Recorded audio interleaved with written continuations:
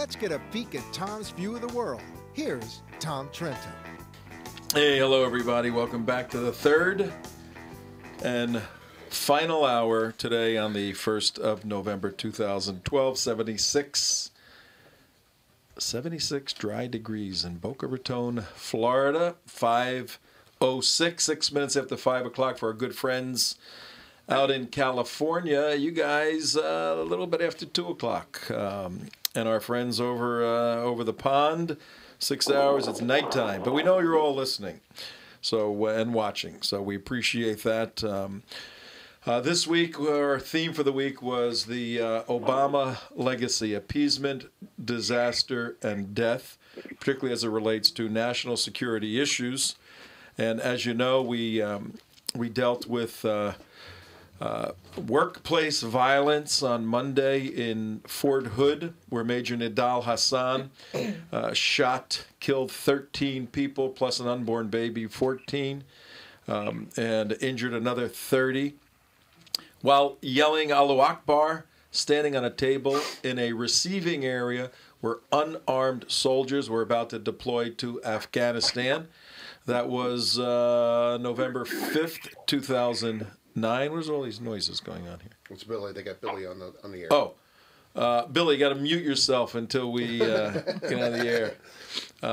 Sounds like you're using the restroom or something. Give us a break here on the radio. I'm getting fuel. Okay, she's getting fuel. Yeah. Okay. I'm looking around. What's going on? Sounds like somebody's underwater. And we also spoke on Monday about the June 1st, 2009 shooting, another jihadi in Little Rock, Arkansas.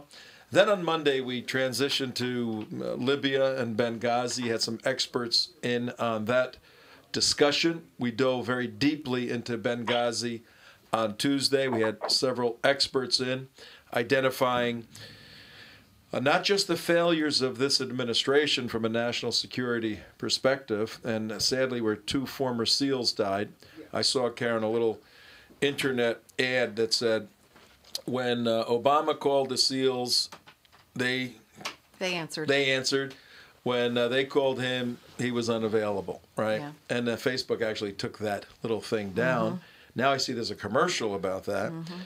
But and we had Ben Smith, a friend of you and Billy, walk us through. It was really a fascinating, about a 20-minute segment of what a SEAL what their thought process would be when they hear their friends screaming on the sat phone or cell phone, "Help us, help us," and everything that he thought they would go through. And he walked us right through the whole process. It was amazing.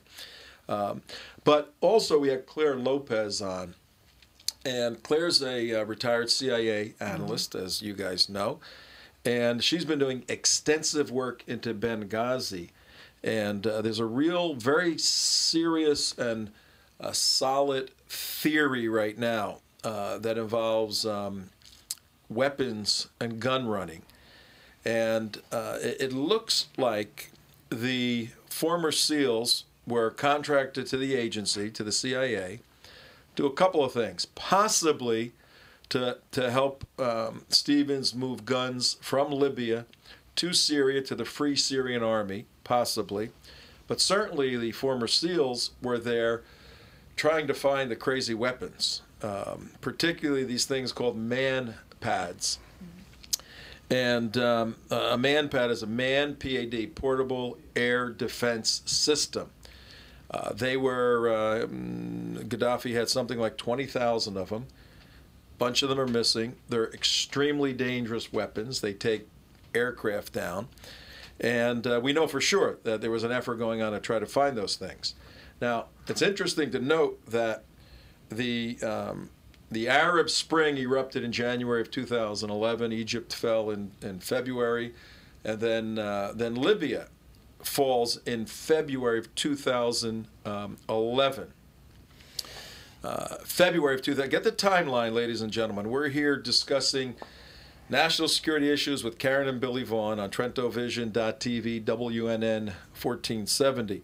We're looking at the timeline of the Arab Spring, so-called Arab Spring, and the revolution in Libya in February 2011.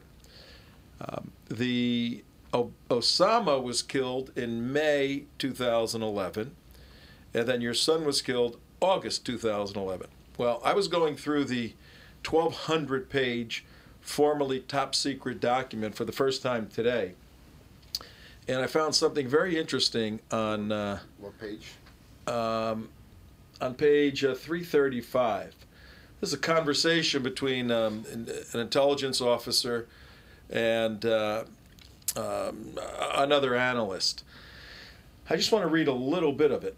It says, "And sir, the last document we have is situational awareness. As a task force," and I'm reading from top secret, formerly top secret, it's been declassified, and you guys were given this. I want you to tell when as we get into it. And you gave us a copy to use for this show.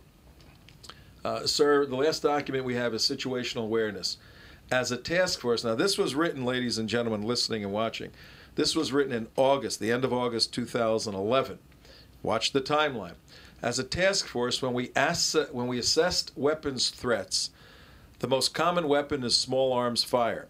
The most dangerous weapons, and this was a study of the shoot down of Extortion 17. This is a 1,200-page document, and they go into all areas, and basically what the threat indexes were around that area for a significant period of time, a month out. And they said the most dangerous weapon, the most common weapon is small arms fire, AKs. The most dangerous weapon is a book on your lap. Sorry. The most dangerous weapon is RPGs on the HLZ, on the hot landing zone. An RPG on a hot landing zone is very dangerous. Rocket-propelled grenade. Yeah, the RPG is a rocket-propelled hand grenade. Put a hand grenade on the end of a Roman candle and you just make it sophisticated and you got an RPG. Now, that's what we've always briefed in our academics. However, because there are man-pads and reports of man-pads, we periodically review the recording and indices related to man-pads and man-pad trafficking. When I saw this, now this is August 2011, and we know that the agency was dispatched very quickly in February to go find the man-pads. One great concern was the man-pads were going to make their way to Afghanistan and be used there against the Hueys, right? So this document at the end of August is addressing the trafficking of man-pads. We periodically review the trafficking because it's a significant event for aviation risk. And the overall though, from our assessment, it says man-pads are a low threat because they're very expensive, they're hard to transport from one place to the other, but we're very concerned about man-pads coming in theater.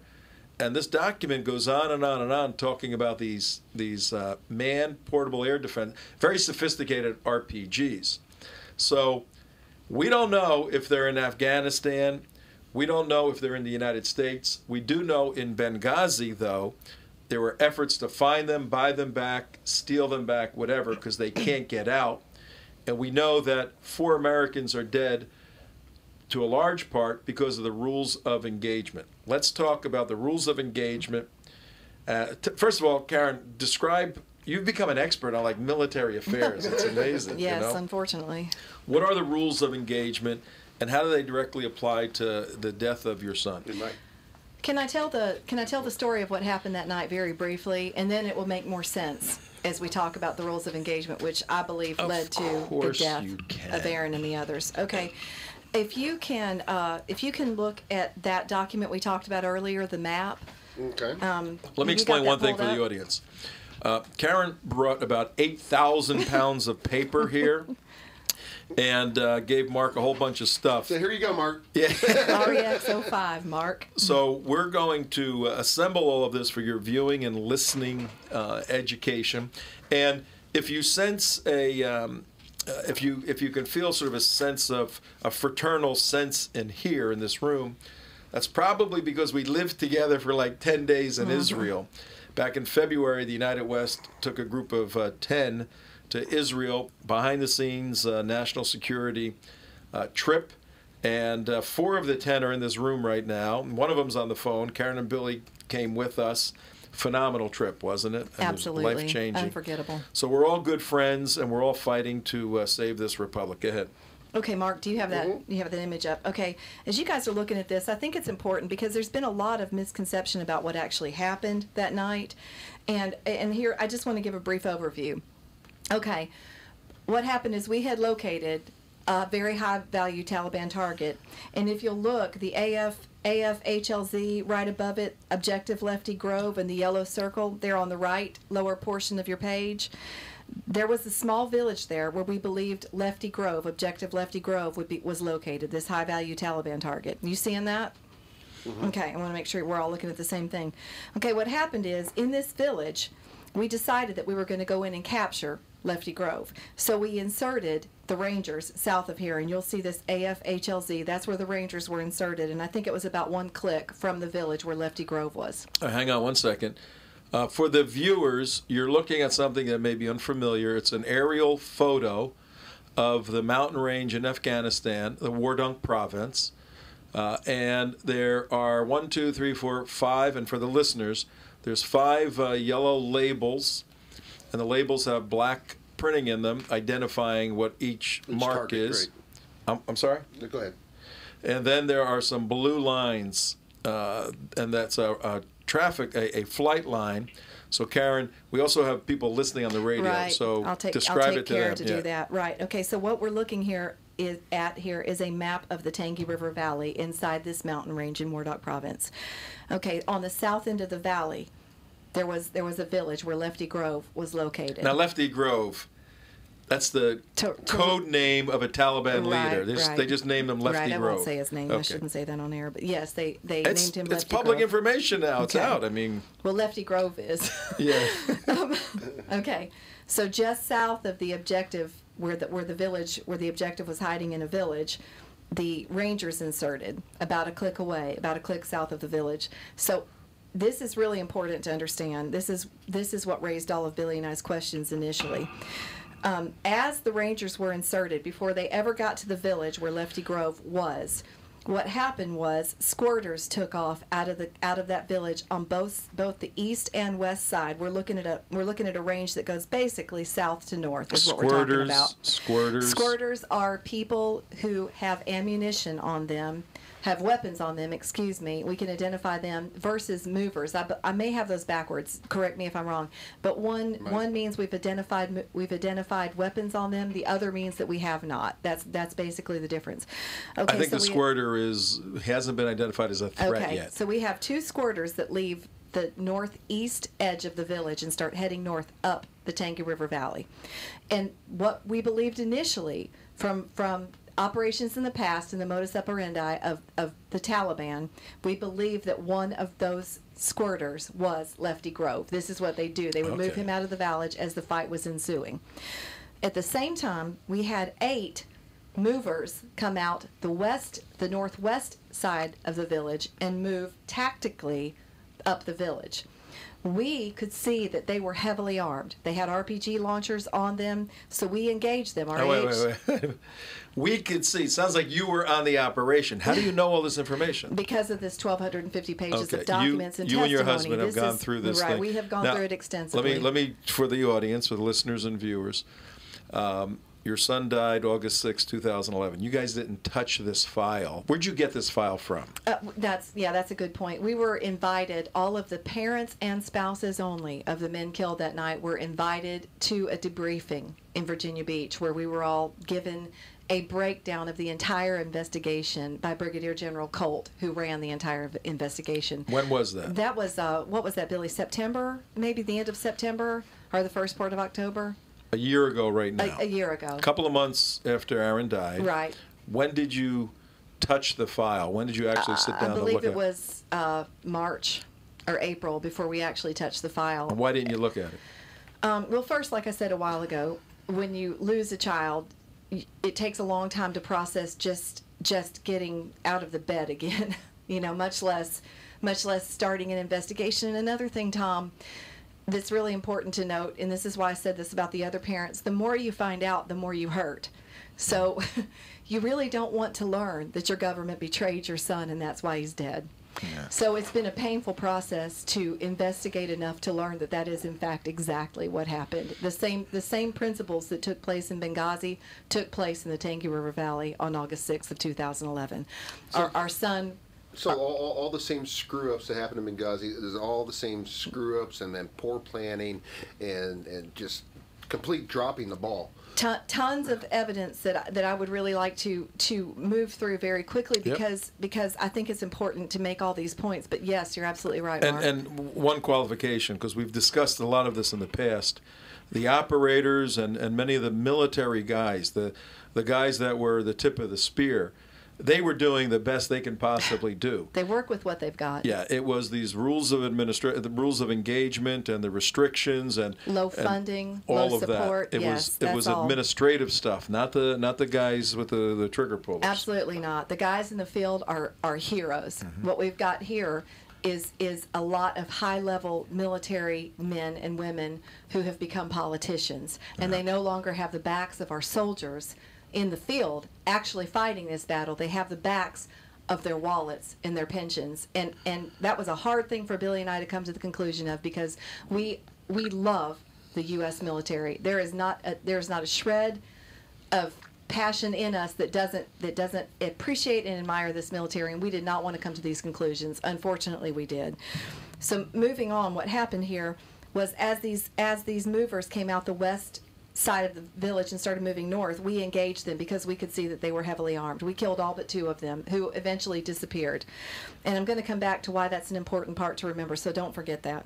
Because we had the left-hand, right-hand thing going on like a shell game at the debriefing that Billy and I only understood something. Just about a month ago, we finally understood something vital that we'd missed because we feel like we were involved in a shell game, hand trick here. But what happened is the 2 guys that were on the right-hand side, they began tactically moving up the valley, stopping from village to village and gaining forces till by the time they got to the northern sector of that particular little valley area there, they had accumulated 6 additional men, and now there were 8. And that's when the decision was made to send the Navy SEALs in. Those of you who can see it, you'll see that the Navy SEALs came from the northwest and entered this. They came from the northwest, headed southeast. Right there, Mark. Where the Rangers are the blue line at the bottom. That came in from the south. The Rangers were inserted. The Rangers are from the south. So we had a different flight pattern for the Navy SEALs. They came in from the north, and that's the green line at the top. What's the slide number again? This is. Well, I got it. Go ahead. You are on REX 05, page 31. Okay. And what we're looking at, ladies and gentlemen, for you driving, we're just simply looking at an aerial view of the battlefield. Go ahead, Karen. Okay, so we finally made the decision to come in and grab those squirters because, like you said, we believe that Lefty Grove was one of those original 2 that headed out the northeast side of the valley. Now, as the helicopter was advancing and coming into the landing zone... What time is all this taking place? This is... well, when it actually was shot down was 2:09 a.m. and the flight pattern was only about 13 minutes, I believe, from their forward operating base. So it was all just around 2 a.m. 2 a.m. In Afghanistan. Their time here, it was 6:09 p.m. on the eastern coast here in the U.S. when they were shot 6:09 p.m. down. on Saturday the 5th. Saturday the 5th, and this was 2:09 a.m. Friday the 5th. Excuse me, yes, Friday the 5th, and this was 2:09 a.m. on Saturday the 6th in Afghanistan. 6th, okay. That's why there's some confusion if you see dates about the 5th or the 6th. That's why. In the 5th, in America, they were killed on the 5th. Right. Okay. So as this green line, you can see it's coming in from the northwest, heading south. What date do you use? Both. Just in my heart, it's the 5th because my son was an American. Yeah. But I understand the time. People may die in California that live on the East Coast, but if that happens around local midnight, time, right? You have to go by local time. Okay. So unfortunately, he did actually die on the 6th in the part of the world he was in.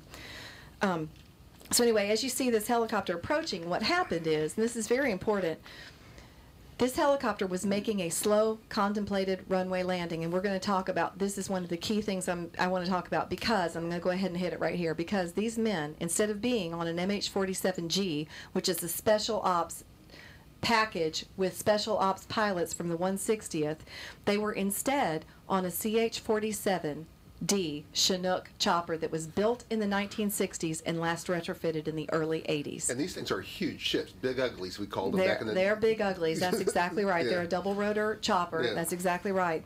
And so they don't have the capabilities of the special ops choppers that these men train on, execute every training operation on. Instead, they're mixed with conventional forces at the point of warfare. So they're on this slow-moving, banana-shaped, double-bladed chopper coming in slow. Zero illumination. They must have a beacon on. Well, actually not, because there was zero illumination. No, but that big, huge chopper. It makes like it noise. would be like looking at the Goodyear blimp in your backyard. Yeah. Yes, absolutely. But your point is there was no visibility, no illumination, this and the chopper bad should guys have couldn't see never him. run Right. this operation. Okay. This is not the kind of thing that this chopper was built for. Right. Absolutely not. So as they're coming in, they're moving at about 50 miles an hour, and they're about 100 feet off the ground when all of a sudden 3 RPGs are fired out of the dark into total darkness. And plus, they have all these SEALs piled into this one chopper, which is completely against any type of. Well, we find out that they've been operating that way. That was not a completely uncommon thing to do when they wanted to hit a target hard and fast. And plus, a lot of times what happens is the reason they make this tactical decision in the field is because if the second chopper is usually the one that gets shot at, because the pattern had been that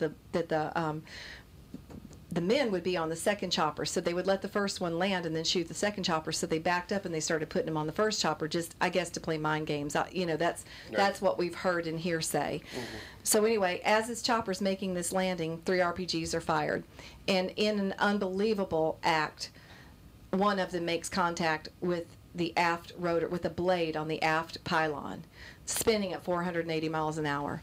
It hits that blade, shears off 10.5 feet at the blade. The helicopter becomes destabilized instantly, does a violent spin, and crashes to the ground within 5 seconds. So everybody's killed instantly. Everybody is killed instantly, except, and this is, and I'm going to say this. It's hard to say. I just read this today. I'm sure Billy has read it, but it really bothered me. Some of the men were thrown out, and our vision above, our guys above, actually watched their bodies go from hot to cold on the ground as they died. And I'm going to say that because the next thing I'm about to tell you is astounding. We were not allowed to return fire on the men who shot that RPG and killed those 30 men, while the men in that air weapons team above watched their brother's life leave their body. They were not permitted to return fire because of this president's rules of engagement. And in case anybody out there is not aware, it is the president who is ultimately responsible for the rules of engagement. He is the only one who has the final say on what they are. And we have learned atrocious things about these ROEs, but that's not the only problem we've got going here. But that's what happened. So the men were dead instantly. It was over. The largest loss of life in the history of naval special warfare, and at that time, the 10 years of war in Afghanistan. Mm-hmm. Now, this is just the starting point for some of the things I want to hit. We're told in this risk assessment, in these documents that we have, I just want to read a couple phrases out of here. Okay. We had assessed in June 2000. Wait, let me back up. When coalition force presence, specifically U.S. coalition force presence, decreased in the previous months. That's something we need to talk about, right? Because our president was trying to tell America we're pulling out of Afghanistan. So he put the people left there in grave danger. So when it decreased in the previous months, the insurgents gained a lot of momentum. This is military testimony. We assessed in June. Wait, say that again. Not say that. Right. You're reading from a top testimony. secret, formerly top secret document that was given to you. Then the military wanted to take it back, but it would have been a bad PR move. Right. In that document, you're reading testimony from whom? Let me back up and see exactly who this is speaking. I need to look back. This is the interview of the 10 Cab J2 and Assistant J2. These are big time. These are intelligence officers. advisors, SME, okay. Intel. Now, say that statement again, because anybody that is a veteran at any point in your life. What page are you on, Karen? I'm on page 8 of REX 20. 8 on our AX-20. Listen to this statement, and this is totally politically motivated. Go ahead. Absolutely. When coalition force presence, specifically U.S. coalition force presence, decreased in the previous months, the insurgents gained a lot of momentum. We had assessed in June of 2011, this is 2 months before the chopper was shot down, that the risk to aircraft was going to increase as the insurgent population continued to gain local support over the summer months. So this was an area that we wanted to keep an eye on, as with all of the areas in this packet. So we've got that, and then I just want to read a couple other things to you. This is what Billy and I have been going across the country screaming about, and we thought it was the biggest story ever until Benghazi made this look like, you know, like, I'm not going to say it diminished it at all, but it just changed the perspective because the Benghazi attack was so much more blatantly in our faces. It wasn't hidden between the lines and secret documents like this one was. This is document page This 4. is 39. another document. I'm trying to find my spot here. Okay, before I read this, and Mark, I'll look this up. This is REX02, page Okay. 29. What I'm about to read here is one of our big problems with what happened that night. Because we had ramped up operations so severely, so dramatically since Obama took office, what it did was we could not keep up with special operations choppers, special operations pilots. We couldn't keep up with the support staff that went along with the number of raids they were going to run. And specifically, let me just tell you these unbelievable numbers. In 2009, the average of special operations that we ran a month was 54. 2009, 54 missions. Special operations missions average per month. That's 1.5 a day. Okay. In 2010, 2 a day. that had increased to 186 missions per month. That's a pretty striking missions. increase without increasing. You're increasing what the special operators are doing, but you're not increasing the packages that allow them to do it. So You're just 4 asking. hot missions a day? Right. 6. That's 6. You haven't heard the worst of it. The month before our son died, the average missions that these special operators were doing a month was 334. It's 10 a day. It's a 600% increase since this president took office. Hold on, we're not talking like going to the 7-Eleven. We are talking about life-threatening missions. On that night alone, there were 11 going on in that region on that night alone. That's why there was not the air support that these men needed. And I'm going to tell you some atrocious things, but real quick, I want to tell you some numbers because it all boils right back down into the ideology that Tom's talking about. We have an enemy that we won't even name, and this ideology is getting our warriors killed, and I believe with all my heart that that's the way this president wants it. I can't come to any other conclusion than that because listen to these numbers. In the 10 years of war in Afghanistan, 70% of the deaths of our soldiers alone have taken place in the past 3.5 years. 70% in 10 years of war. And more staggering than that is the wounded in actions, and this is where I want to read you a little email that I got the other day from another Billy's asking to come on. He's got something to say. If you can put it back on. At the same time, in that 3.5 years, and actually this is smaller. These numbers are only good through February, the first part of February 2012. The wounded in action in 3 years. Let me back up. In 7 years, with George Bush at the helm, the wounded in actions were 2,696. That's 7 years. 7 years. 2,000. 2,696. Okay. In 3 short years under Barack Obama, it's up to almost 14,000. This is crazy stuff. These are things people need to understand. Let me, Billy, we're going to bring you on in a second, but when this president made a political promise to his base to get out by 2014, anybody in their right mind would say, how do you project the end of a war? You have to project an end of the war based upon the facts on the ground. Well, he had to meet that deadline, so he starts pulling out the infrastructure, and he wanted to show that troops are coming home, troops are coming home. Well, somebody's got to stay there and fight. That's why this increased. He put all the burden on the special operators who probably were loving it. Yeah, we'll do it, but they're human beings. They're not machines. Billy, your thoughts? Billy. Billy. Is he not? Is he there? Okay, we lost Billy. While you're getting him, let me Yeah, add go one ahead, thing yeah. to this. This is an email, a voice from the grave. This young man is now deceased. He was killed just about 2 months ago. His mother sent me this email that he wrote to members of Congress, and in it, he says, as a brigade, we are averaging at a minimum an amputee a day from our soldiers because we are walking around aimlessly through grape rows and compounds that are littered with explosives. And now this man's dead. He was writing his congressman. He's dead. Oh, boy. He was writing his congressman as a platoon leader to help him get the rules of engagement changed because of the ridiculous way they were being forced to work. And now he's dead from that very thing, an IED, the very same thing he complained about. Go ahead, Billy. I think he's there. Can you hear me? Yeah, you're there. Go ahead. Well, what I had to add was it was a long time ago when I tried to get on and couldn't. But That's your wife, man. Your wife is running the show Running the here. show. She cut you off, man. She cut you off. Don't blame us.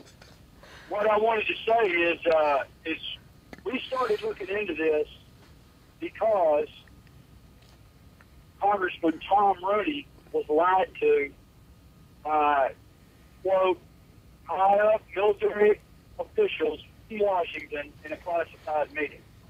That it was not because of the rules of engagement, even though that the choppers didn't, that the air weapons support team didn't fire him at the RPG. We have that in writing. We had it. We were told that at the debriefing. But when Rooney went to ask them about that upon my request, somebody in a classified meeting lied about it. So then I began to look at the file, which was not discussed at the briefing. Oh, okay. That's what first started. And I have a handwritten letter at home that is contrary to what the investigation says about that. And that's what I wanted to say. Okay, so that was the catalyst for you to go, what the heck's going on in here? And then you dive in, and I know you put hundreds of hours of work into going through this thing. And for the audience, you got to understand, I forget there's an audience. I'm getting so wrapped up in this conversation. But that's how we said at the outset. We want everybody just to listen to this conversation. My name is Tom Trento. The show's Trento Vision. You're watching on TrentoVision.tv. Or you're listening on the radio, WNN 1470, or that little iHeart Radio deal. It's about 40 minutes after the hour today on the first day of November, Thursday. And with us in studio is Karen Vaughn. Her husband, Billy, is on the phone. They lost their son, Aaron Vaughn, a SEAL Team 6 Tier 1 Special Operator on August 5th, 6th, 2011, 5th in the U.S., 6th in Afghanistan, time-wise. And for the first hour or second hour, we discussed the general issues, who Aaron was as a human being, trying to personalize some of these warriors so you can understand who they are. Third hour, we're diving into a 1,200-page, formerly top-secret document that was provided the investigative analysis of the crash and what was going on.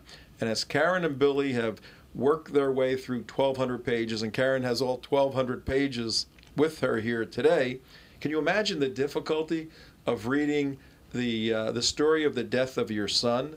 You know, let alone your son dying, but then you read the story. And then the story starts turning in ways that you go, well, if they didn't do it like that, maybe he and all the other guys wouldn't be dead. And that's what has launched them on a pilgrimage, if you will, to wake up Americans and the end game. And we're not playing games here, folks. In 5 days, the direction of this country, which means the world, is going to be determined by how you vote. Listen to these folks today, and you can't possibly, if you have any sense of patriotism for this country, for those who wear the uniform, vote for President Obama. You can't. It defies me how somebody could say he's a great commander-in-chief. It's beyond imagination. Karen. Mark, and like Karen was saying, and when you're reading through these documents, what you're finding is not only that things were completely messed up, they were amazingly done wrong, like in Benghazi. And so this is a pattern from this administration that puts our soldiers' lives in harm's way. And this is the reason, like you said, Billy, earlier, that the SEALs are in revolt, to this president. They're saying, we're not going to battle anymore for you. Am I correct in all this, Karen? As Catherine Herridge so appropriately put it to us in one of our conversations with her, the SEALs are being forced to color outside the lines.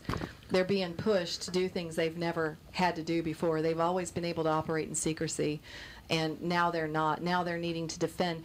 I mean, the same way he's thrown the CIA under the bus, it's the same thing. People cannot... It can't go on like this. This has got to change. But I wanted to talk about some points. The reason I drew that whole thing out about what happened that night is because I wanted to make it clear what happened. The floor is yours. Okay. Thank you. Okay, here's a few things that Billy and I are screaming about across this country. And this all goes back to the way the war is being run by this administration and by the high-level military officials running this war, who, by the way, most of whom we've sadly understood have never actually been engaged in battle. And I think that this alters some of the decisions that they make. It's a fair assessment, and it's no disregard for their great service, but I think it really does have an effect on how they are asking our men to operate when they've never actually been in battle themselves. But here's what happened that night. First off, like I pointed out, they were on a CH-47D Chinook, an old chopper they should not have been on. Everybody knows that. There were all sorts of communication problems with it. They were being flown. Now, this man is a great American, and he is deceased, but we're actually in contact with his mother right now, and she is outraged over what happened. She was outraged that her son was being forced to fly SEAL Team 6 members into a zero illumination, extraordinarily hostile environment where for 6 days they had been trying to shoot down helicopters in that valley. Now, I'm saying all this to tell you that young man had no business flying this mission. That's all there is to it, and his parents will tell you the same thing I'm telling you. He is a great American, but he was very upset that he had been asked to work in this region in this capacity because it was not in his field of training. Okay. So putting that aside, now you're looking at this blimp-sized helicopter coming in on a landing zone that in a hostile valley where a firefight has been taking place for 3.5 hours already, and it comes in with nobody.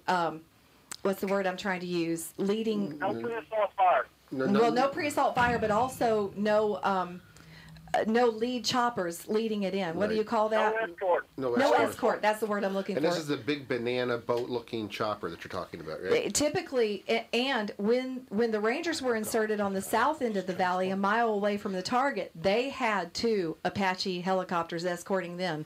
But then when we load up a chopper built in '65 flying in after a 3.5-hour firefight, we have no escorts for those choppers. Why?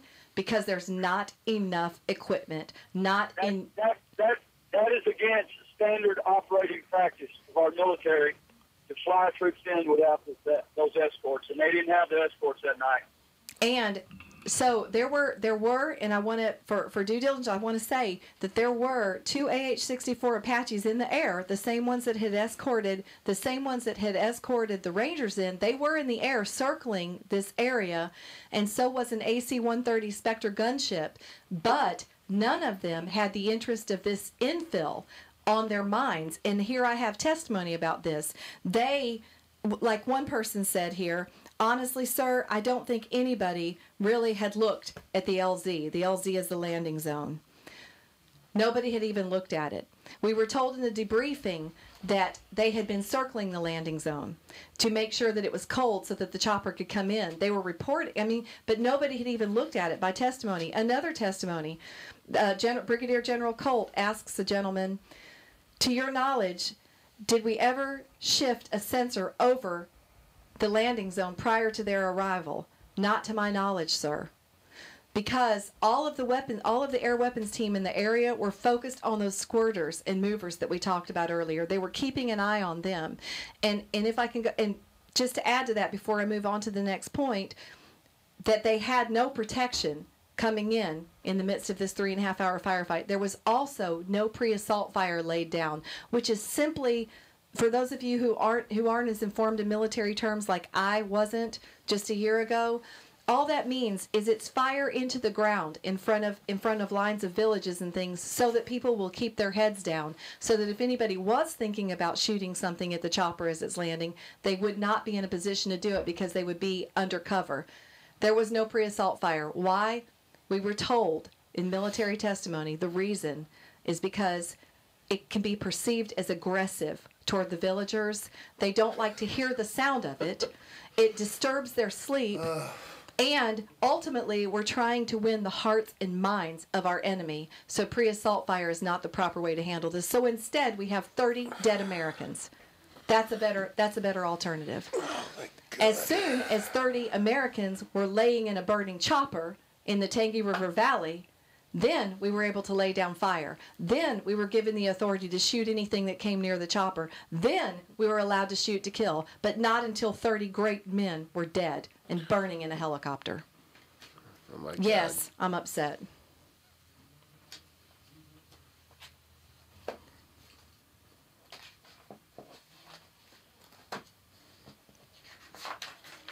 So where do you go from here? Well, we've got some questions we want answered. And I don't know that they'll ever be answered, but we want them answered. And one is, why did we not return fire? And that's what Billy was talking about, the lie that came to us. In this testimony, you will read time and time again that absolutely we knew exactly the tower that the RPGs were launched from.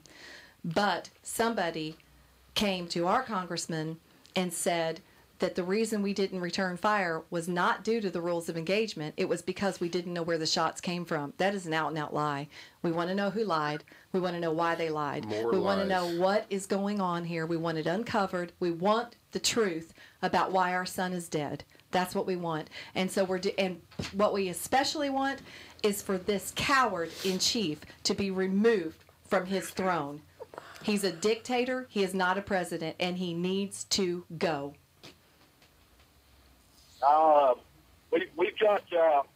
We got generals too. We got a chairman of the Joint Chiefs of Staff that needs to go too. General Dempsey, General John Allen. They know what's going on. They know how.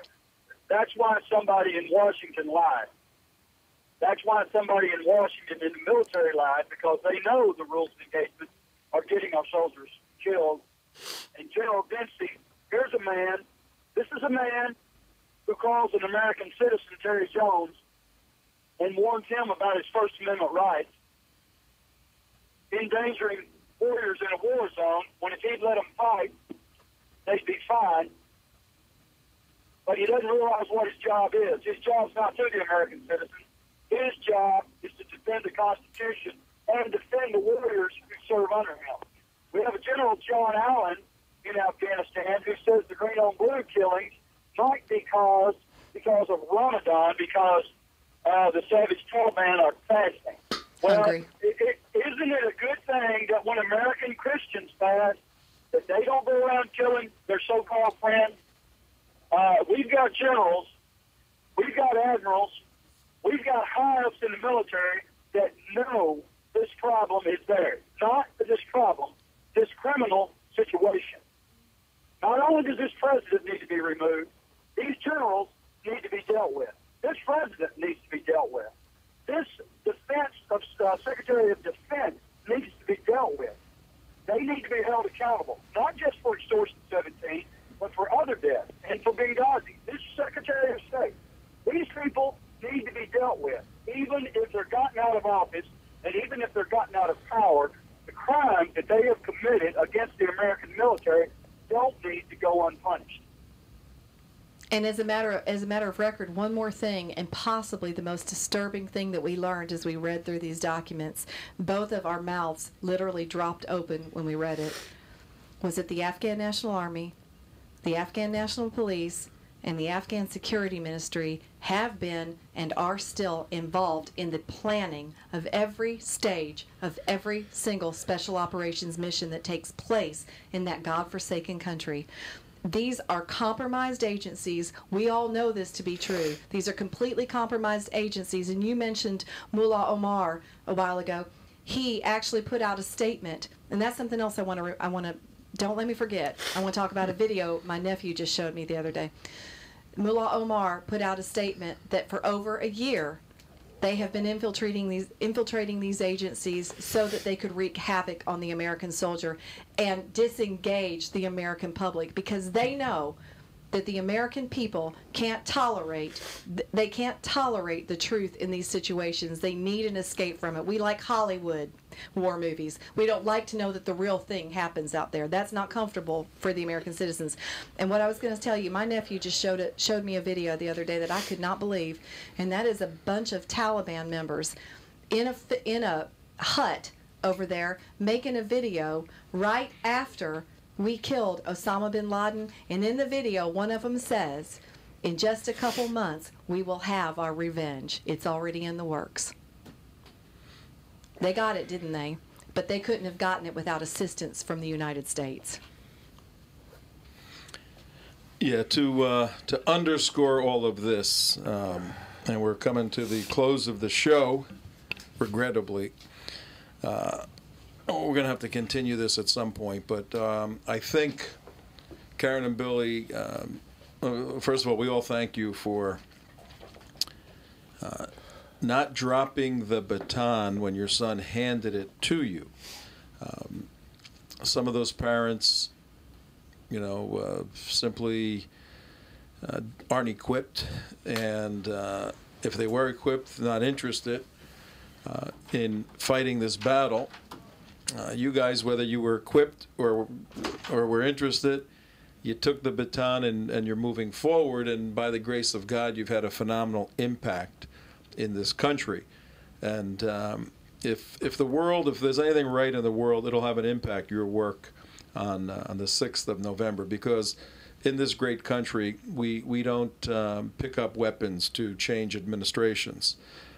We have a peaceful transition in our executive branch. We do it peaceably and peacefully in the streets, at the ballot box.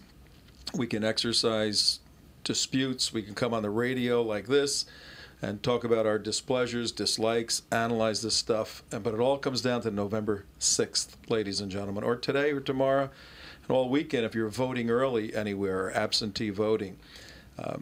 That's what's necessary. Billy and Karen are laying out a story that is just the tip of the iceberg of the failures of this administration from a national security perspective.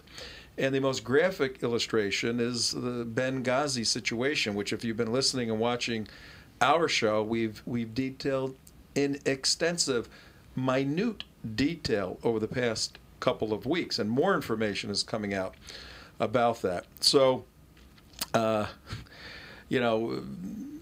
has been said today to persuade the thinking person to vote intelligently, vote against President Obama, let him retire, let him go to Hawaii, let him divorce Michelle if he wants to and live like Bill Clinton, let him do whatever he wants to. But we cannot, in good conscience, allow him to continue to be the commander-in-chief. He repudiates the military conceptually. He repudiates soldiers. And now we put a guy who has disdain for the warrior and for the military as the commander-in-chief. It makes no sense. Billy, you got about 30 seconds of closing thought, then you, Karen, please. You there, Billy? Yeah, what'd you say? You got about 30 seconds for a closing thought. Well, I think what we've got out of this administration is we no longer fight wars to win. We just, as he pulled out of Iraq, pulled out of Afghanistan, he doesn't say anything about winning. We just fight not to lose if that's what we really do. Now in Iraq, we see weapons being carried across Iraq to Syria to endanger our ally Israel in a land in Iraq that was secured by the blood and treasure of America. Yep. And that's what, go ahead. Okay, and Karen, why don't you close out the show for us, please? You got about 30 seconds. I'm just begging you. If you're in earshot of this broadcast or you're watching it, I'm begging you to honor the troops who are sacrificing their lives every day on that battlefield. I've not spoken to one member of the military who is not fearful that Barack Obama will be reelected. And listen, these people, they risk it all for us. We owe it to them to give them a commander-in-chief who has their backs and doesn't go on an apology tour all over this country on their behalf. Every time you turn around, every time something goes wrong, I'm just urging you to pay attention to what they're doing to our defenders, and I'm asking you to defend those people.